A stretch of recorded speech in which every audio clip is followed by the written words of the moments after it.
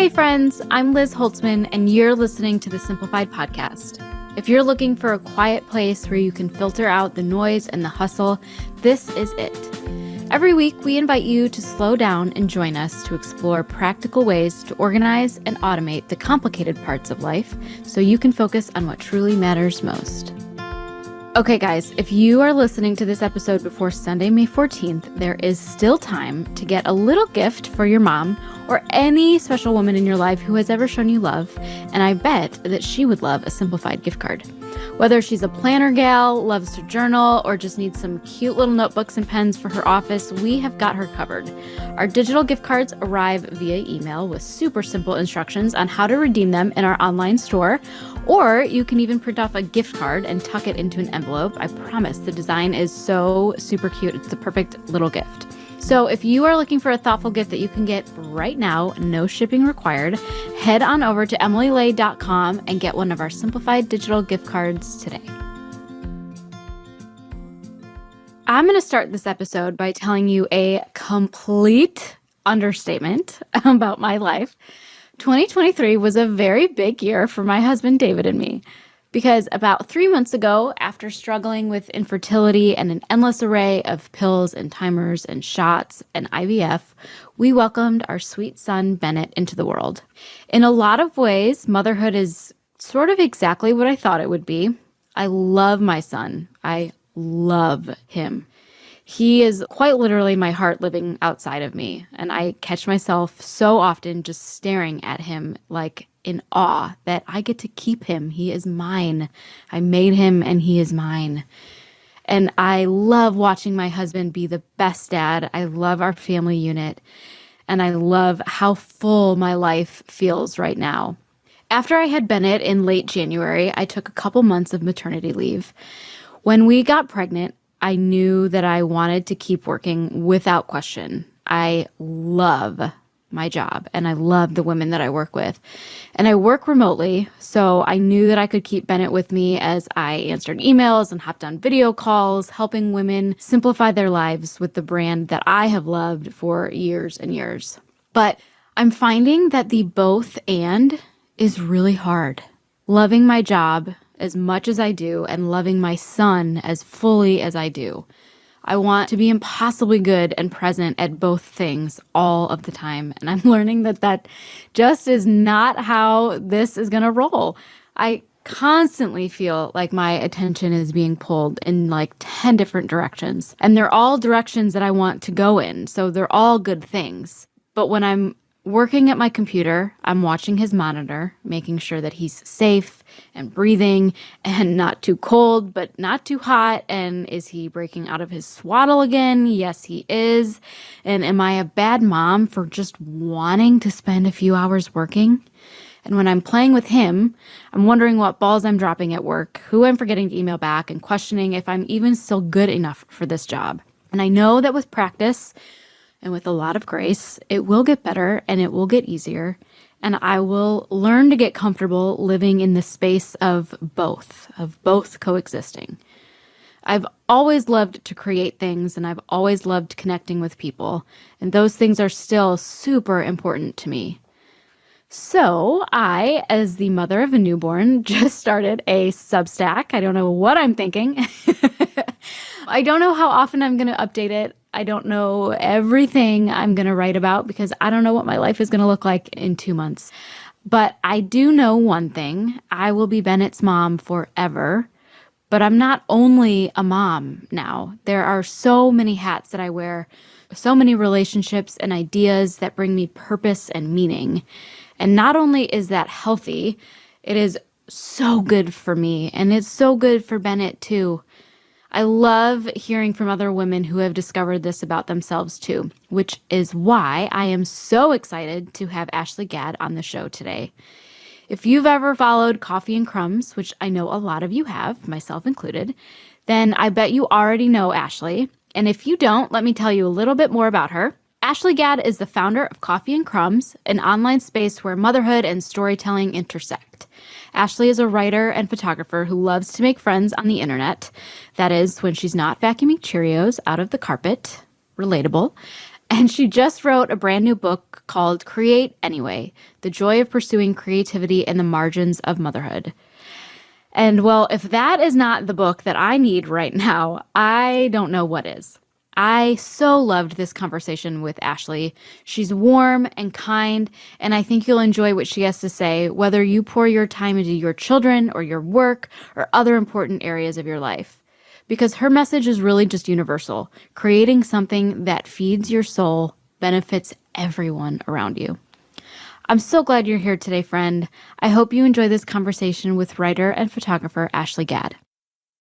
Ashlee, thank you so much for joining us today. I personally am so excited to chat with you. And it's just really nice to meet you. Really nice to have you here. Well, thank you for having me. I'm delighted to be here.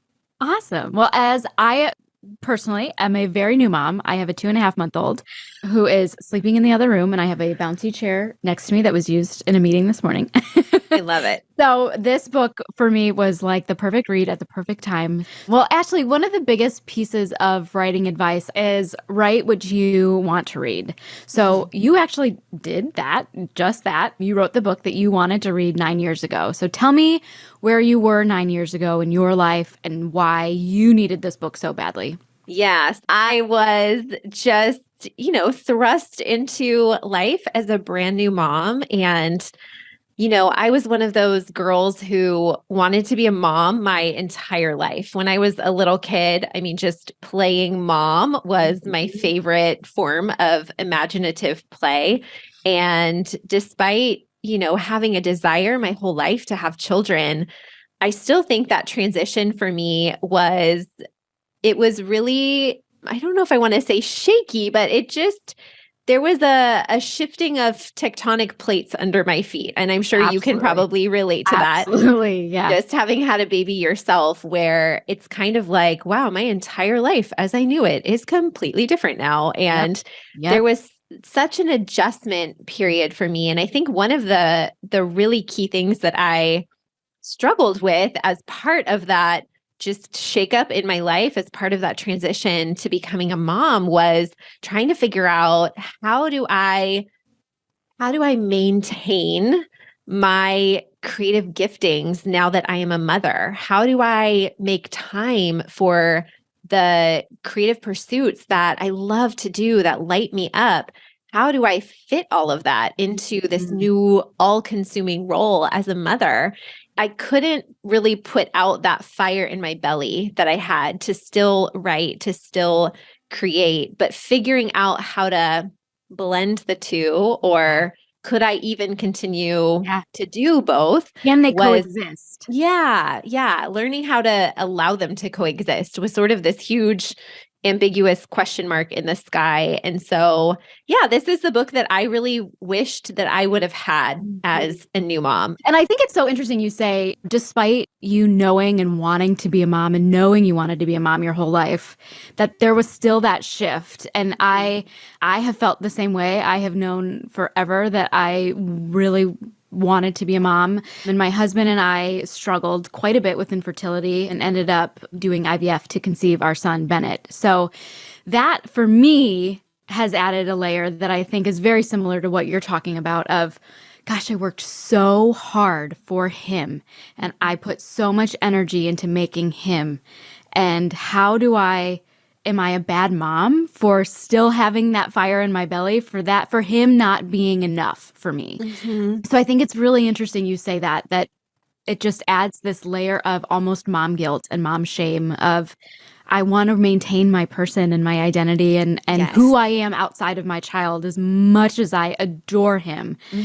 Keeping yourself alive outside of that is hard, I'm learning. Yes, absolutely. And comes with a lot of stickiness. So there's one line you wrote in the intro to your book that made me actually laugh out loud. You said, I started writing this book on the bathroom floor. And one, I absolutely love that. To be honest, the romantic in me is a little bit sad because as a non-writer, I envision writers, writing in little cabins in the middle of nowhere. Yeah. But I am a writer, and that's what I envisioned. So I'm not sure where things got the wires got crossed. Yeah. But I'm mostly thrilled because I can absolutely relate to the bathroom floor activities. That is very doable for me right now. So, why did you start the book this way? Why was that important for you to tell your readers about this early on or right at the onset? Yeah, it's funny. That is how the book begins. And, that's a real thing that happened. That was really, truly how I started writing the book. And, when I sat down on the bathroom floor and I started working on this stack of index cards at the time, I was not thinking, oh, this is going to be great material for the book. It's more that actually happened. And when I started working on the introduction and really thinking through how I wanted to open up the book, I really wanted to just paint a super vivid scene of what it looks like to create in the margins of motherhood. And it was really important to me kind of laying out the foundation for the book that people know I am not an expert in this area. I'm really passionate about encouraging women to pursue their creativity in the midst of motherhood, but it was just really important for me to really set this stage and sort of tell the readers right away, I'm doing this just like you. This is my daily life. This is what it really looks like. I'm not, some expert who is telling you how to do things that I'm not actively living out myself, if that makes sense. Absolutely. I think it's so relatable to not just new moms everywhere, and women everywhere. I think even for those who don't have young children or don't have children at all, creating in the margins of just life and making that look like real life, I think is so incredibly relatable. And I think we've all been on the bathroom floor, either literally or metaphorically at some point in our lives, trying to do the things that we need to do. So I feel that in my bones. And when some of us, myself included, think about the word creativity, we think about someone who is a very visual artist, someone who's painting, someone who's drawing. Especially for me working here at Simplified with some incredibly talented artists, it's sometimes hard for me to think of myself as a creative person because I don't create like that. My creativity doesn't look like that. That is obviously someone who is painting. That is a creative person for sure. But I think that your definition is also a little bit wider than that. So what do you mean when you say the word creativity, and why does that matter so much? I do find in just a lot of conversations that I have, specifically with women, that creativity is kind of a scary word. I think it reminds me a lot of how people think of the word writer, and I put myself in that bucket. It took me years and years and years to call myself a writer without stumbling and choking on the word. I didn't feel, qualified, and I had really worked it up in my mind of what a writer was. And I wasn't at that level, if that makes sense. Imposter syndrome for sure. Totally. Absolutely. Yeah. But I love, especially with the word creativity, which again, I know so many women just push up against that. Like, well, I'm not creative. I'm not creative. This doesn't apply to me. This doesn't apply to my life. And, I think of creativity so broadly. I mean, there are a million ways to be creative in the world. Mothers, especially, I love to push back on that because mothers are creating all the time. Mothers are, creating by definition. That's what we do. We are creating life, and we are creating families, and we are creating memories and meals and magic, and we are creating constantly. And I think that when I think of creativity, I do tend to think of the act of making, whether that's, you're writing or you're painting or you're a photographer or you're knitting or baking or gardening. I mean, there are just genres upon genres upon genres of different types of making things. When you really broaden and zoom out what a creative life looks like or what pursuing creativity looks like, it's almost a lens through which you can see the world. Creativity is curiosity, it's imagination, it's a sense of awe, it's a sense of wonder. When we just take the scariness, I think, out of the language and we just zoom out and zoom out and zoom out, we would see, almost all of life is a creative act. And there's so much that you can fold under that word. Yeah, that's so great. I love that. And you say that motherhood inspires creativity and creativity inspires motherhood, because of course it does. So explain how being creative helps you be a better mother and vice versa? hmm Yeah, creativity is one really profound way that I can be a whole flourishing person. Yes. I am filled to the brim with hope, with possibility. I find so much fulfillment and joy and delight in that work and in that practice. And I think anytime women are really stepping into a form of creating that brings about those attributes, it overflows into our families. My family knows Absolutely. when I'm not my best self. Yeah. And When you're running often, on empty. Yeah, yeah, when I'm running on absolutely. empty, when I'm just, barely surviving and Mhm. not thriving. And, creativity is one way that I really thrive as a person. We just put so much pressure on that word, but I find that in my day-to-day life, even the small acts of creativity really fill me up. Yeah, absolutely. And I feel like that's something that I have heard for so long. And, you hear it and you don't believe it until you live it. But Mhm. I can't pour into Bennett if I'm not pouring into me first. Yeah. And I feel like I walked into a lot of motherhood a little bit naive. I think we all do, and we hear the Said advice. every mom Yeah. ever. I think we hear the advice and we read the books, but it's so different when you're walking it and when you're living it. And that was really, I think, for me, a tough lesson of I have to continue to do the things that fill me up because that is how I'm going to show up best for him and show up Absolutely. best for my family. So I love that you say that. And I think specifically when it comes to, motherhood and art or motherhood and creativity, there is that temptation to feel like you have to give that all up in the Mhm. name of sacrificing yourself Yeah. Yeah. for the role of being a mother. Yeah. But what I find is that when women really lean into that narrative of, okay, well, I'm just going to have to give up this part of myself in order to be a mom, there's so much bitterness and resentment that follows. Absolutely. And Yeah. that's a terrible posture to create from and to mother from and to do anything from. And Yeah. so I think it is just so important that women really just guard their hearts in that way and kind Yeah. of guard that narrative too. Yeah.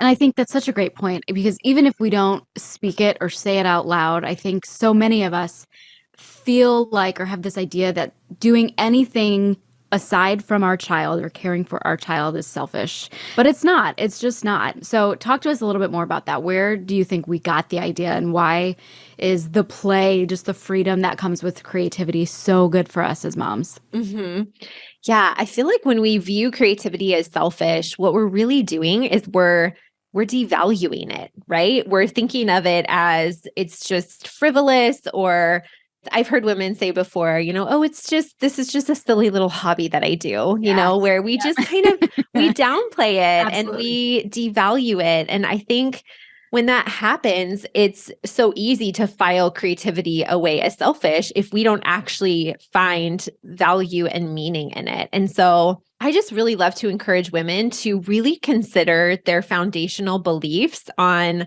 the topic of creativity, because when we begin our creative pursuits with a really solid foundation that our creativity matters and making art matters, we can actually reframe creativity from one of being selfish to being an act of generosity.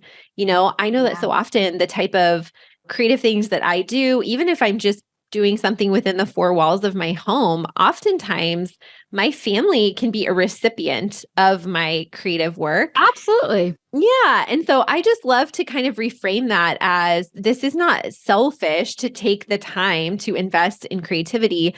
First and foremost, because of what it does for me and my heart and my mind and just my mental health, my emotional health, but also for what I can actually tangibly pour back out into my family. And again, going even into some of the tangibles there of when I take photos of my family gets to remember things, that otherwise they wouldn't because nobody else around here is taking Nobody else is pictures. taking the pictures. When I go and make a great meal, we get to eat it and enjoy it. And so there's lots of little things that I think a lot of mothers are doing from day to day where we really are offering something up Yeah. to our families. And that's beautiful. And that's definitely not selfish, you know? Yeah. Yeah. And I just in general love your reframing of creativity, because I think even just making memories, I mean, the act of making and just whatever that looks like, whether that's, photos or whatever that looks like for you, I think that mind shift will be really helpful for me. And I think for a lot of women. Well, you guys, it's officially Maycember. School is winding down, deadlines are creeping in, and I just don't have much margin to think about what to cook. But I don't have to, because Green Chef takes care of that for me. Green Chef is the #1 meal kit for eating well. And this spring, you can bring more flavor to your table with Green Chef's wholesome and delicious recipes with seasonal organic produce like rainbow carrots, bok choy, and olives. And now, if you find a meal you love, you can double the portions in your weekly order with just one click. Brady's been working out with a football coach, and when he sits down for dinner, I know he is going to be hungry. So I've been getting recipes from Green Chef's protein pack collection, so I know he'll stay full for a while. We've been loving the Greek chicken salad and the enchilada spice turkey bowls. So calm the crazy in your Maycember with Green Chef. Go to greenchef.com/simplified60 and use code simplified60 to get 60% off plus free shipping. One more time, go to greenchef.com/simplified60 and use code simplified60 to get 60% off plus free shipping. Green Chef, the #1 meal kit for eating well. We've had our dog Walter for about a year now, and y'all, he is a mess. Sometimes I wish I could see what he's thinking. I would definitely ask him why he sits on the windowsill like a cat. And when he's not feeling good, I wish I could hear why. So I try to give Walter the best, so he's always feeling his best, which is why I love Maeve dog food. Maeve is protein-rich, raw food that's been formulated by PhD veterinary nutritionists. Maeve can help your dog with things you can smell and see, from better breath to reduced itching and shedding to regular bowel movements and maintaining a healthy weight. Listen, Maeve might be the perfect dog food. It's no-stress, healthy food that requires zero prep from me. And Walter absolutely loves it. His coat is so shiny, and from the million puppy kisses he gives me a day, I can tell his breath is even fresher too. Thank goodness. So make the switch to raw today. Right now, Maeve is offering $40 off your first order at meetmaeve.com/simplified. Go to meetmaeve.com/simplified, that's spelled MAEV, to receive $40 off your first order. That's meetmaev.com/simplified. Do you wake up groggy after a long night in and out of your kids' room trying to get them back to sleep? Yep, me too. But with the Hatch Rest, your child will sleep better so that you can too. Guys, I've had a Hatch Rest for years and I absolutely love it. It brings so much calm to my bedtime routine. So I'm thrilled to report that the new and improved second generation Hatch Rest makes sleep better and more magical for your whole family. The all-in-one Hatch Rest is a smart sleep device with a sound machine and nightlight that grows with your kids. Whether you have a toddler or big kids, you can help them build sleep independence with color and sound cues. The time for bed pairing alerts them that it's time to wind down for the night. And in the morning, the time to rise signal lets them know when it's okay to get out of bed for the day, keeping those early risers in bed longer. I put the new Hatch in Caroline's room, and she loves it just as much as her mom does. She knows when it's time for lights out, and it wakes her up so gently in the morning. We love it. Right now, Hatch is offering our listeners up to 15% off your purchase of a Hatch Rest and free shipping at hatch.co/simplified. So if you're ready for improved sleep for your kids and yourself, go to hatch.co/simplified to get up to 15% off and free shipping. That's hatch.co/simplified. So you're a writer and a photographer. So tell us about founding Coffee and Crumbs. What have you learned about yourself and your community since you started it? That is a good, big question. Let's see here. We're really good at the very big questions. I love that. Yeah, I started Coffee and Crumbs back in 2014. So I've been running that space for almost 9 years now. Crazy. Yeah, it is Does it crazy. feel like 9 years? Does it feel like a blink of an eye, or like It's kind of one of 20 those years? things. I mean, I hate to just compare it to having kids because it's obviously very, very, very different. But, with your kids where you're like, wow, I can't believe, you're going to be 9. And how Yeah. did that happen? Yep. And it feels like it flew by in the blink of an eye. And also like it's been 100 years. So Yeah. I don't know. All at the same time. Yeah. It's like time doesn't mean anything to me Yep, anymore. I don't really know. That's fair. But yes, it does feel like I've been doing this work for a very long time. And it's been, gosh, I don't even have the words to articulate what a blessing Coffee and Crumbs has been in my life. I have never been more creatively fulfilled, more emotionally fulfilled by a job ever. Yeah. I mean, I genuinely absolutely love showing up to this work. I love doing it. I love my team. I love the actual work. I love the community, the women that we get to engage with on a daily basis. It's just been so incredibly fulfilling for me in every way. But I think what I've learned just in general through the act of running Coffee and Crumbs for almost 9 years is just the power of storytelling.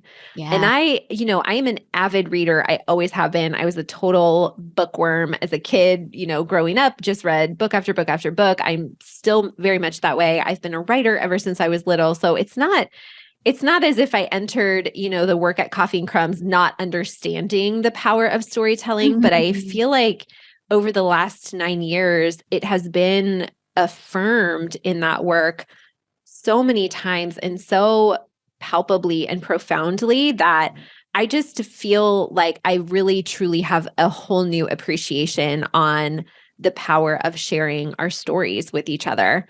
So you wrote something in your book that really everything resonated with me clearly, but something in particular that really resonated. I underlined it like 1,000 times. So you wrote, I do not feel guilty for being on my laptop in front of my kids, nor do I feel a mounting pressure to do something more productive with my time. Instead, I know for a fact this moment of creating in front of my kids, alongside my kids, is important and worthwhile and good. Holy smokes. I have chills just reading that back. So tell us a little bit more about that, because I feel like even personally, I do feel that. I feel the guilt of like coming back to what I said at the beginning. I worked so hard for this boy and gosh, I feel a lot of guilt not putting all of my attention on him. So how do you fight that? How do you work past that? And what does that look like for you? Yeah. I mean, it's taken me a really long time to be I'm happy to hear you say comfortable. that. Yeah, no, and I say that quite honestly because I want you to know that when I was in your stage of motherhood, I felt exactly the same way. And I know that tension. I know the guilt. I know the mental gymnastics that are going on in your mind as you're trying to figure out how to put all of yourself into your role as a mother while not completely abandoning the self that you were before you became a mom. I know that just intimately. I know that struggle. And so I think, there was a really long time in my motherhood where I really wanted to keep these two parts of myself separate. I wanted to be a mom for these hours of the day. And I wanted to be an artist for these hours of the day. But anyone who is a mother, knows that when you are a mother every second of the day. You are never not a mother. And quite honestly, I'm really starting to believe and kind of lean into this idea that being an artist is exactly the same. You are an artist all of the time. Artists see the world a different way. And I feel like once I kind of just surrendered the idea that I couldn't keep these two parts of myself locked in tidy little boxes that never touched each other. Everything started to make a lot more sense when I actually started to get comfortable allowing my motherhood and my creativity to collide and to touch each other throughout the day and to just really, really work in harmony and in tandem with one another. And that is not to say it is easy or efficient or, any of the ideal picture you might have in your head of, creating next to your kid and you're both just building a masterpiece and everything is perfect. Everybody's so happy and it's quiet and calm. Totally.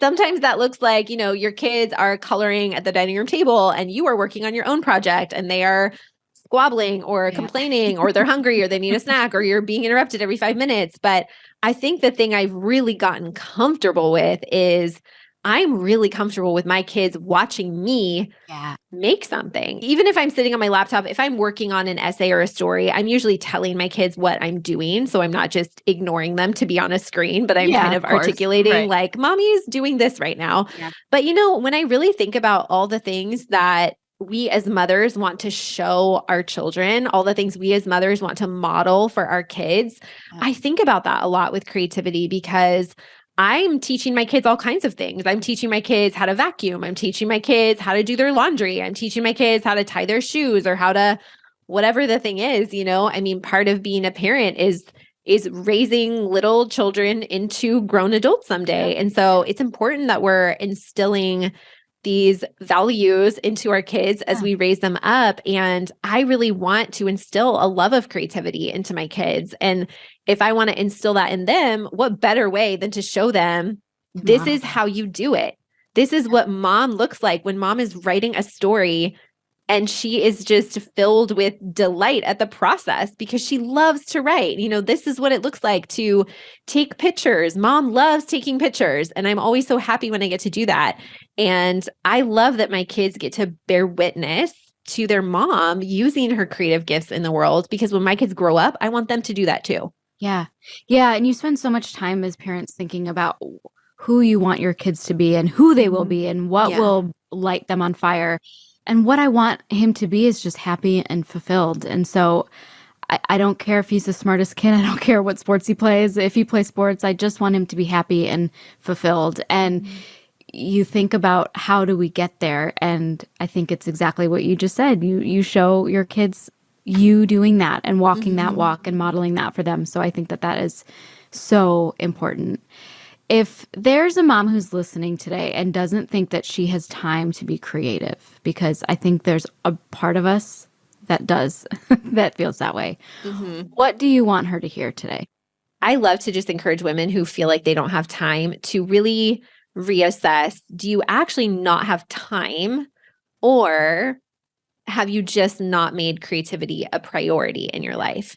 Because we make time for the things that we prioritize. Even moms who are stretched super thin in the margins, the babies, the spit up, the toddler stages. Like I've been there, I have done that, 3 times. So I get it. I know what it's like to feel like you are just living on a different planet and time doesn't even work that way. And you don't know where the time is going. And I just want to say, I mean, I have like all of the grace in the world for moms who are in the thick of things, just like you, sleep deprived. I have so much grace for that time. But even in that, I mean, and I don't even say this to be snarky because this is something I have to say to myself. If you deleted Instagram off your phone, which I do constantly, I do it every other week. If you were to delete Instagram off your phone for a period of time, I think you would be honestly shocked at how much time you could find, with that. Yeah. Oh, absolutely.